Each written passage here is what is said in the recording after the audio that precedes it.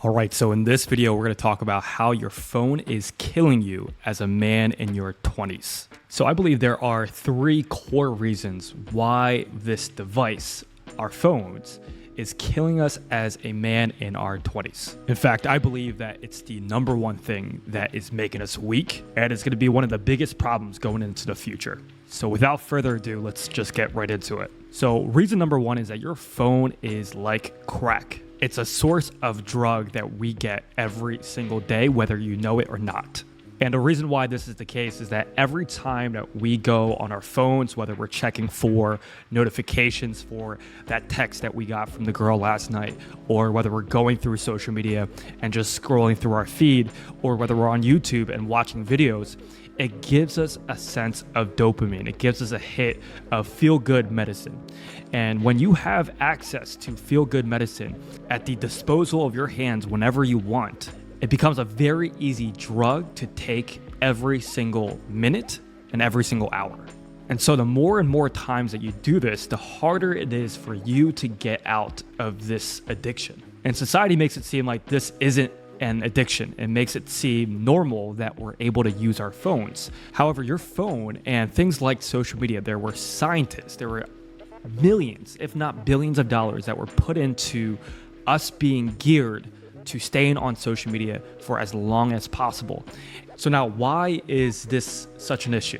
You see, when it's time for us to actually be present in the moment, whether we're having a conversation with a close friend of ours, or we're having a conversation with family members, and we're supposed to be present, or let's say that you're supposed to be working, you're supposed to be on your laptop, you're supposed to be on your phone, and you're supposed to be getting work done.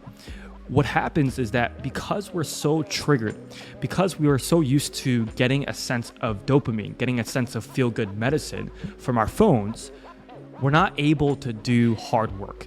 We're not able to stay present and have a conversation with a friend or a family member. Instead, what happens is that our mind wants to feel good, and it always is looking for the next feel-good medicine. And so whenever you get the chance to actually have a conversation with a friend or a family member, picking up your phone feels better in the moment. And so what you do is you decide to revert and check your phone instead of just having a conversation with the person that's in front of you. And sometimes it can turn into a problem where we don't even want to check our phones. We actually want to be focused. We actually want to get work done. But what happens is that because we have done this so many times and there's so much repetition behind it, again, because it's backed up by millions of dollars by the best scientists to keep us engaged, we're not able to actually drop the phone and be able to focus on whatever is in front of us. This leads us to having a very short attention span. If you look at things like TikTok, if you look at things like the way that Instagram is built, how you can do an endless scroll, and there's always a new thing that's popping up. There's never a time where it just stays the same. Again, this is geared so that we can constantly be on the app. We can constantly spend all of our time being on this thing. And the more times that we do it, the harder it is for us to get out. And when we have a short attention span, I like to think of focus as a superpower. Focus is your superpower to be able to create the things that you want to create and be able to hit the goals that you want to hit.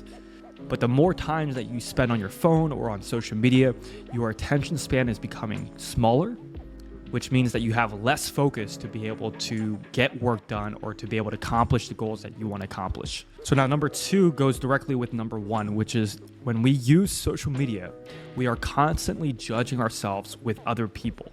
Have you ever had a time where you were completely grateful for what you had in the moment? You were perfectly fine with your situation, and then you decide to log into social media, you decide to go on your phone, and what you find is that your friend Bob is actually driving or just picked up a Ferrari, and here you are with your Corolla. Now, 5 minutes ago, you were perfectly fine with the car that you had, and you were actually grateful for all the things that you had in your life. But you see, when you go on social media, you see things that other people have that you may not have. And when that happens, you automatically, your mind gets into a state of comparison, And now you're judging yourself for not having the things that other people have that you see on social media. So now this gives us a distorted view of reality. We were living a great life. We were happy. Now that we're on social media, we're looking at our lives as if it's not good enough. And this constant cycle of comparing, this constant cycle of judging, this constant cycle of feeling like we don't have enough or that we're not enough leads to mental health issues. It leads us to being insecure, unworthy, depressed. And this leads us down a very bad path. You see, 30 years ago, we weren't even able to see what other people were doing. And so we didn't care whether or not we had a bigger or better lifestyle. We were perfectly fine with the life that we had in front of us because that's all we knew. But the second that internet and the phone and social media got around, we started to slowly see things that were across the globe, lifestyles that we would never have seen before. Now we are seeing and we're judging ourselves for not having those things. So again, all of these things, all of the comparison and the judging leads us to be very unhappy and can create a lot of negative emotions in our lives. And for reason number 3 is that our phone keeps us out of the present moment. So if you ever been on public transport, or I'm from New York, so whenever we're on the subways or in a train station, you could see a lot of people in this day and age, especially in America. Everyone, when you come in or when you're going to commute to work, you see everybody on their phones and they're glued to their devices, or they're listening to music and they're completely out of the moment. And what amazes me is that we have life happening in front of us. We have things happening around us. And yet so many people, because of our devices, because of our phones, we're only looking at this one small thing.